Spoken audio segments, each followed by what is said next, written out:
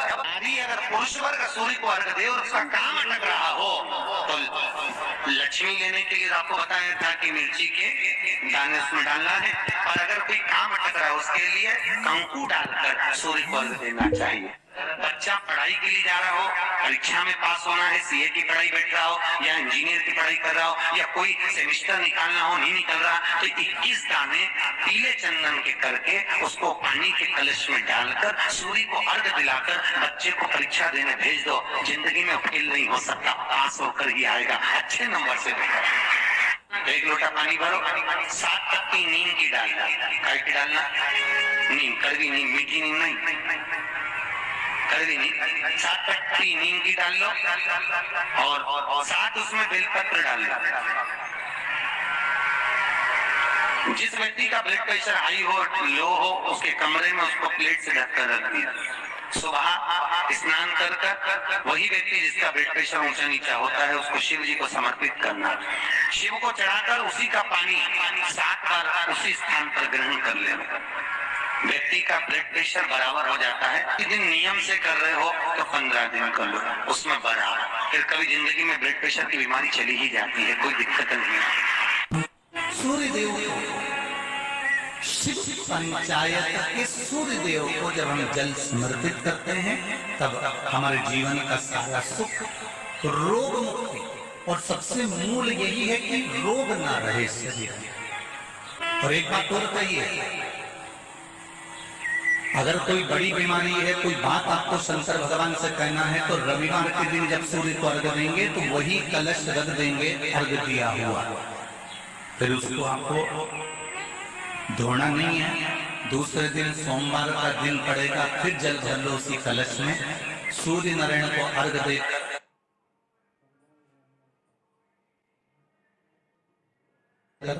वही कलश से वापिस जल भरकर शंकर जी के मंदिर में ले जाकर जल को चढ़ाना प्रारंभ कर दीजिए। आपको स्वयं बड़ी रोग, बड़ी बीमारी में भी आराम लगना प्रारंभ हो जाएगा। आप कहो शंकर भगवान को सूर्य अस्त के बाद जल नहीं चढ़ाया जाता मंदिर के अंदर।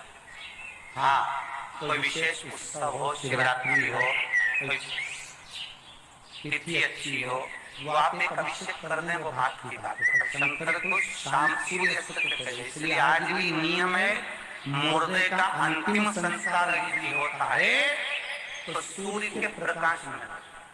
पर आप उलझन में फंसे, जिस समय पर आपका विवेक काम न करे, जिस समय आपको लगे कि मैं बहुत बड़ी उलझन में फंस गया हूँ, अब मेरे पास में निर्णय नहीं हो पा रहा, उस समय पर थोड़ी देर शंकर भगवान के मंदिर में जाकर बैठना, और अगर मंदिर ना जा सको तो अपने घर में बैठना और श्री शिवाय नमस्तुभ्यं का उच्चारण करना, नमः शिवाय का उच्चारण करना, ओम नाद करना और ओम नमः शिवाय का उच्चारण करना।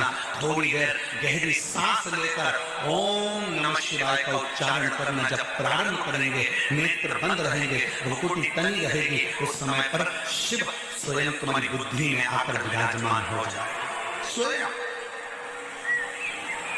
तकलीफ आए, कष्ट आए, परेशानी आए, थोड़ा सा भी जीवन में अगर लग रहा है कि हमारी कष्ट की जिंदगी चल रही है, हमारे परेशानी का जीवन चल रहा है, उस समय पर शिव नाम लेना प्रारंभ कर दो, श्री शिवाय नमस्तुभ्यं कहना प्रारंभ कर दो।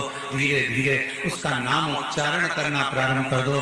घर के दरवाजे पर श्री शिवाय नमस्तुभ्यं लिख दो, गाड़ी पर, बंगले पर, दुकान पर, जायदाद पर उसका नाम लिख दो कि अब हमारे बस का नहीं है, लोग हमको तकलीफ दे रहे हैं, कष्ट दे रहे हैं, अब दुनिया हमारे से नफरत कर रही है, पर मेरे बाबा तू मुझे निभा लेना। पूरी जमीन, जायदाद, मकान, गाड़ी, खुद सब पर श्री शिवाय नमस्तुभ्यं लिख दो, उसके सुप्रत कर दो। एक बहन ने पत्र लिखा था कल कि रुद्राक्ष क्यों पहना जाता है, तुलसी की माला क्यों पहनी जाती है, रुद्राक्ष पहनने का कारण क्या है, तुलसी की माला पहनने का कारण क्या है, क्यों रुद्राक्ष पहना जाए, क्यों तुलसी की माला पहनी जाए, उसका कारण क्या है। हम आपसे पूछते हैं, सब बोलना, एक कटोरी में शक्कर ले लो, ठीक है, उसमें तुलसी का थोड़ा सा दल डाल दो,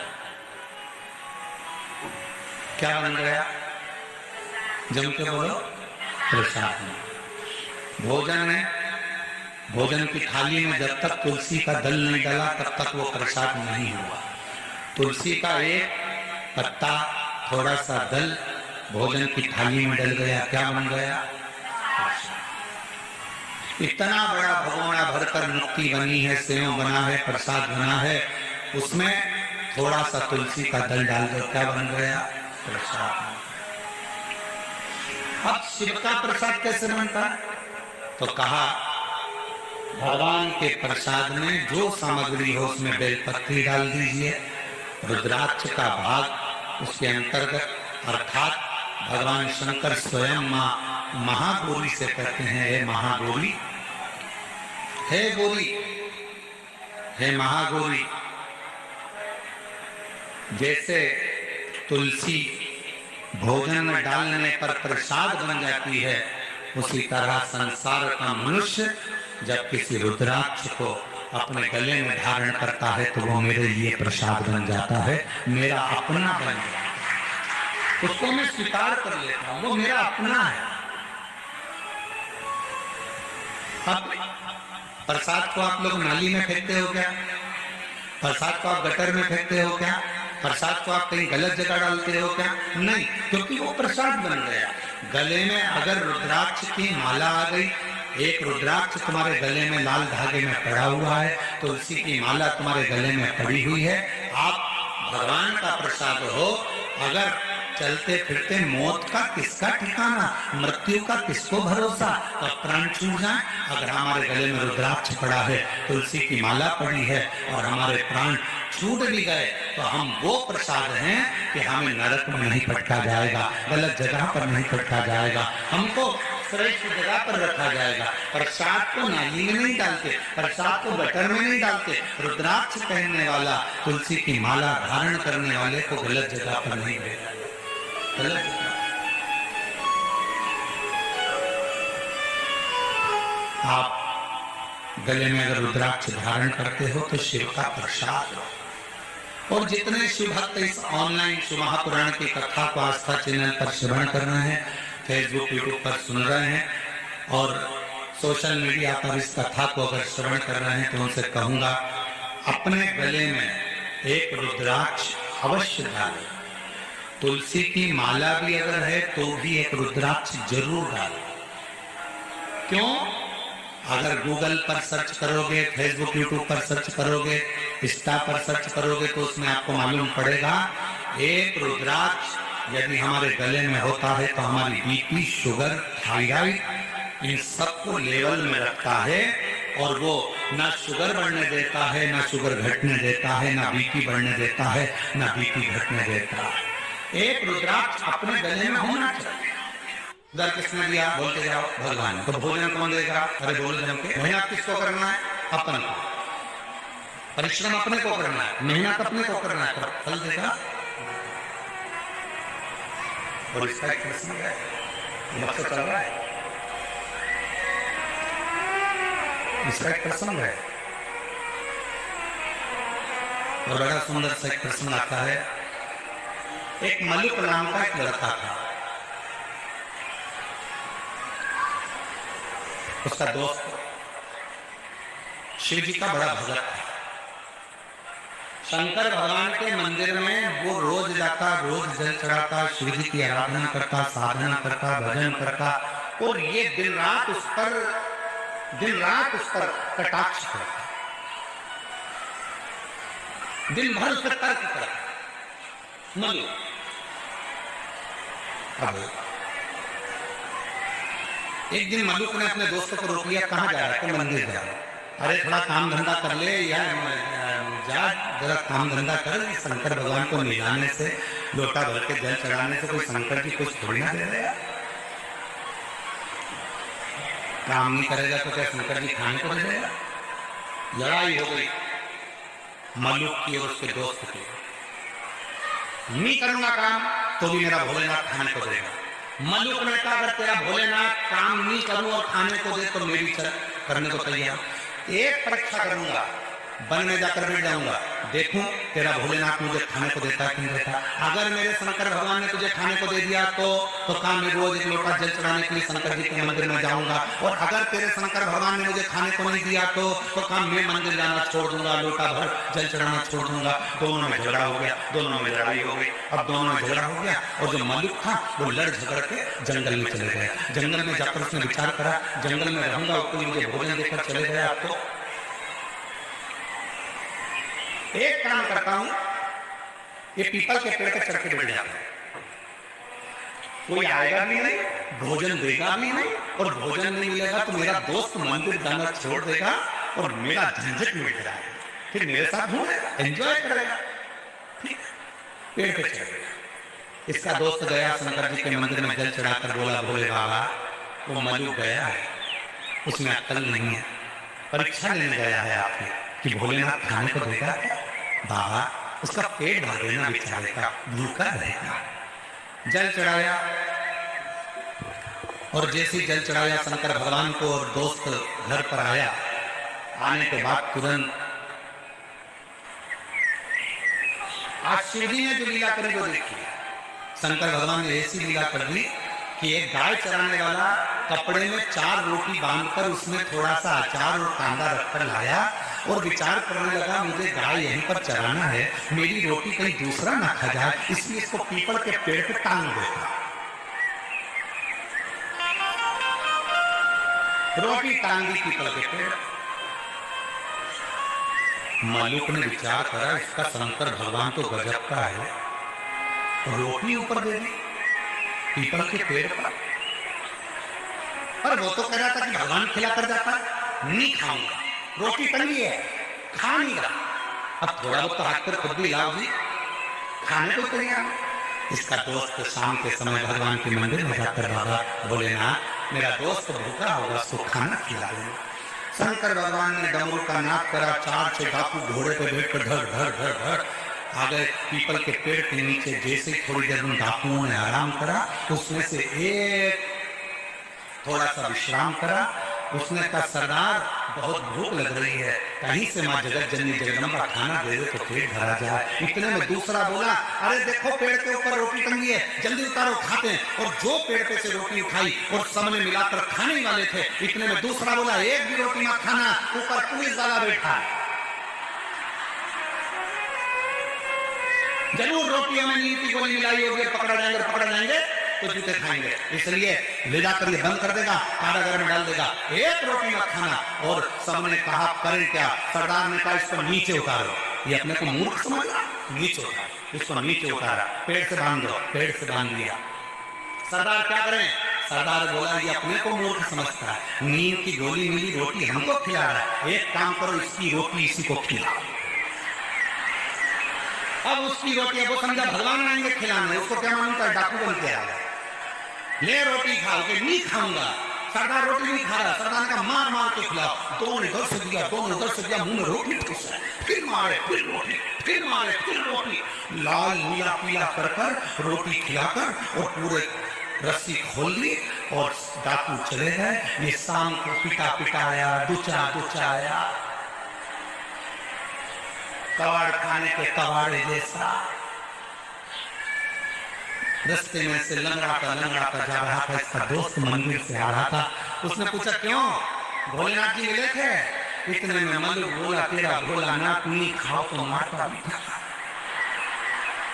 नहीं खाओ तो। तब मल्लुक नहीं रहे, तब वो मल्लुक दास बन गए और उन्होंने पद लिखा, अजगर करे ना चाकरी, पंछी करे ना काज, दास मल्लू का कह गए, सबके दाता राम। कोई कुछ ना करे तो भी वो पेट भर कर जाता है, वो मेरा देव महादेव, वो मेरा राम, वो मेरा कृष्ण, वो मेरा शंकर, वो मेरा दत्त, वो मेरी माँ आदिशक्ति जगत जननी दुर्गा भवानी है, वो मेरा हरि विठल पांडुरंगा है, जो बेल पत्री की मध्य पत्री पर,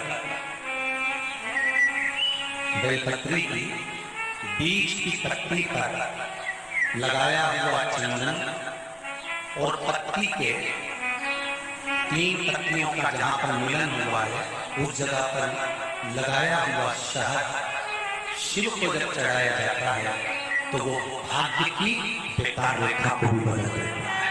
ये साधारण नहीं। कई माताओं की आदत होती है, जब शंकर भगवान को बेलपत्र चढ़ाती है तो उस बेलपत्र पर ओम लिख देती है या चंदन लगा देती है या बीच पत्ती पर थोड़ा सा कुछ भी लगाएगी, भले चावल का दाना लगाएगी, भले वो चंदन लगाएगी, भले वो अष्टगंध लगाएगी, गुलाल लगा देगी, अबीर लगा देगी, कुछ भी लगाकर उस जगह पर लगाकर फिर भगवान को वो व्यक्ति जो भगवान शंकर को बेलपत्र जब समर्पित करता है और बीच की पत्ती पर चंदन लगाकर मध्यस्थ जोड़कर शहद लगाकर शिव को जब समर्पित करता है तो उसका भाग्य कितना भी विपरीत चल रहा है, उसकी किस्मत की रेखा कितनी भी विरोधी, कितनी भी विपरीत चल रही हो, वो अपने आप से बढ़ जाती है, अपने आप से बढ़ जाती है। उसको सुधारने के लिए कोई दूसरा नहीं आता। आप अपनी किस्मत को संभाल सकते हो, आप अपनी किस्मत को संभालने में देरी नहीं कर सकते, आप स्वयं संभाल सकते। आप सूर्य को अर्घ देना प्रारंभ करिए, अपने शरीर से मस्तिष्क से तांबे का पात्र 8 इंच की दूरी पर रखकर सूर्य नारायण को उस जल में से देखो जो जल नीचे आप सूर्य को चढ़ा रहे हो, उस जल में से देखते हुए सूर्य को अर्घ देना प्रारंभ करिए। और धीरे धीरे अगर बीमारी है तो बिल्कुल स्लो एकदम धीरे धीरे उस पानी को छोड़िए और पानी को छोड़ने के बाद आप बाबा का केवल सूर्य की आराधना, सूर्य को जल देना प्रारंभ कर दीजिए। 15 से 20 दिन कर देखो, धीरे धीरे शुगर और बीपी लेवल में आना प्रारंभ हो जाएगी। अर्घ तो दो, जल भी तुम्हारा, पानी भी तुम्हारा, सूर्य नारायण भगवान भी आपके और ये शरीर भी आपका। आप अगर स्वस्थ रहोगे तो उसमें सियोर वाले महाराज का कुछ नहीं आना जाना है। बस इतना जरूर जानता हूँ कि घर का बेटा, घर का पुरुष, घर की माताएं जब सूर्य को अर्घ देना चालू कर देंगी तो ये पक्का है कि किसी माँ की गोद नहीं जुड़ेगी और किसी माँ का श्रृंगार नहीं जुड़ेगी। ये बीमारी है, तकलीफ है, बच्चा चिड़चिड़ा हो गया, माइंड काम नहीं कर रहा है, शरीर में रोग भरते चले जा रहा है, कटोरी में जल ले लो, पात्र में जल ले लो और पंचाक्षर मंत्र नमः शिवाय या षडाक्षर मंत्र ओम नमः शिवाय या श्री शिवाय नमस्तुभ्यम, जितनी देर आप जप करें उतनी। शंकर भगवान को अगर आप एक लोटा जल दे रहे हो तो प्रेम में दे रहे हो, शंकर भगवान को बेलपत्र दे रहे हो तो प्रेम में दे रहे हो, शंकर भगवान को अगर धतूरा दे रहे हो तो प्रेम में दे रहे हो, शंकर भगवान को अगर भस्म दे रहे हो तो प्रेम में दे रहे हो, भगवान शंकर को अगर दीपक लगा रहे हो तो प्रेम में लगा रहे हो, भगवान शंकर को यदि कुछ दे रहे हो तो प्रेम में दे रहे हो।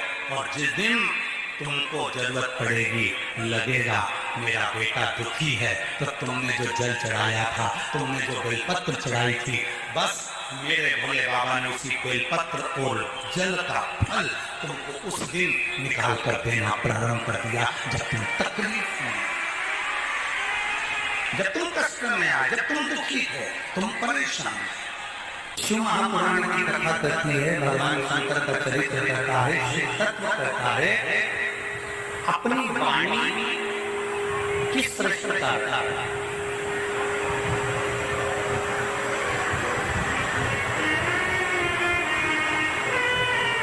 एक कौवा भी बोलता है और कोयल भी बोलती है।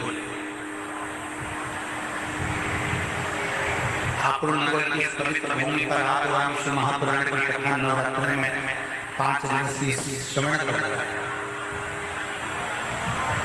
एक कौवा भी बोलता है, एक कोयल भी बोलती है, दोनों बोल, कौवा भी बोल रहा है, कोयल भी बोल रहा है। कौवे ने किसी का बुरा किया, जम के बोल रहे, कौवा आपका कोई बुरा कर गया, कौवा आपका कोई काम बिगाड़ कर गया, कौवा आपको कभी कोई अपशब्द कह कर गया, कौवा क्या आपको गाली दे कर गया, कौवा क्या आपको आड़ा पेड़ा बोल कर गया।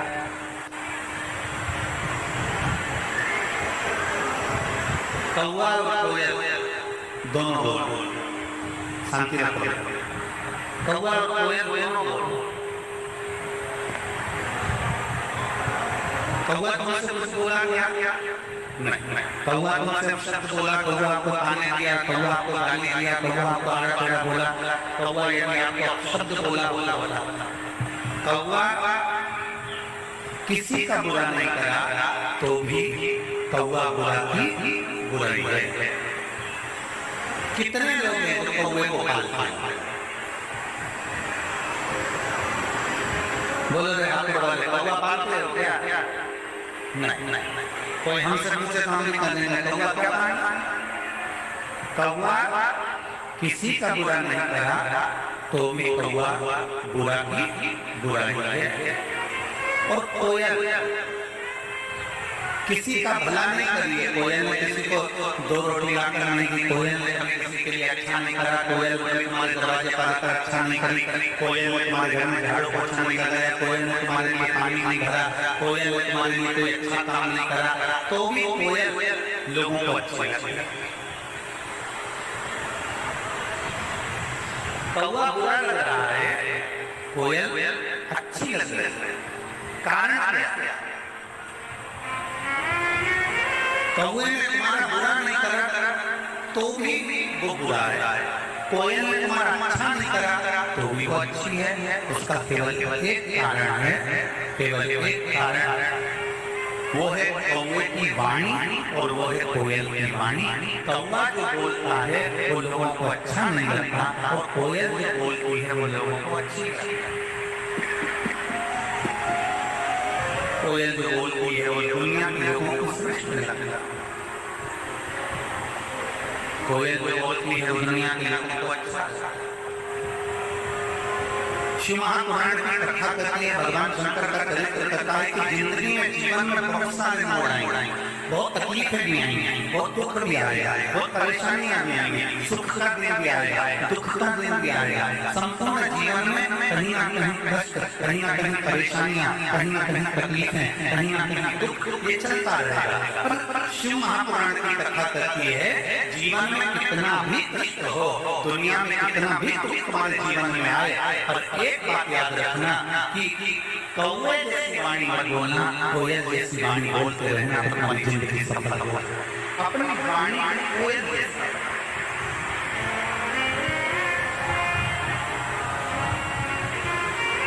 अपनी वाणी को श्रेष्ठतम बनाना, और जब वाणी को श्रेष्ठतम बनाएंगे तो वाणी की श्रेष्ठता उत्पन्न करेंगे तो अपने आप सब आपसे जुड़ते चले जाएंगे, सब आपके करीब में आते चले जाएंगे, सब आपके नजदीक में आते चले जाएंगे।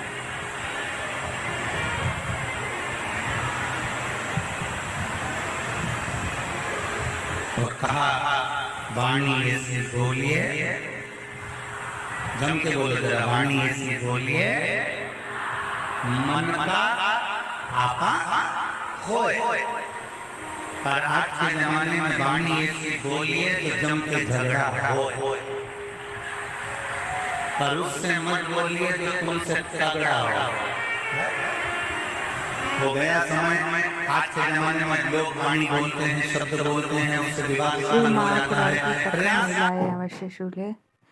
श्री शिवाय नमस्तुभ्यं, श्री शिवाय नमस्तुभ्यं, श्री शिवाय नमस्तुभ्यं, श्री शिवाय नमस्तुभ्यं, श्री शिवाय नमस्तुभ्यं, श्री शिवाय नमस्तुभ्यं, श्री शिवाय नमस्तुभ्यं, श्री शिवाय नमस्तुभ्यं, श्री शिवाय नमस्तुभ्यं, श्री शिवाय नमस्तुभ्यं। वीडियो अच्छा लगे तो वीडियो को लाइक, सब्सक्राइब, कमेंट करना मत भूले। ज़्यादा से ज़्यादा शेयर करें, लाइक करें, सब्सक्राइब करें। सभी माताओं बहनों से यही रिक्वेस्ट है कि आप लोग मुझे फुल सपोर्ट कीजिए और करते रहिए। श्री शिवाय नमस्तुभ्यं, श्री शिवाय नमस्तुभ्यं, श्री शिवाय।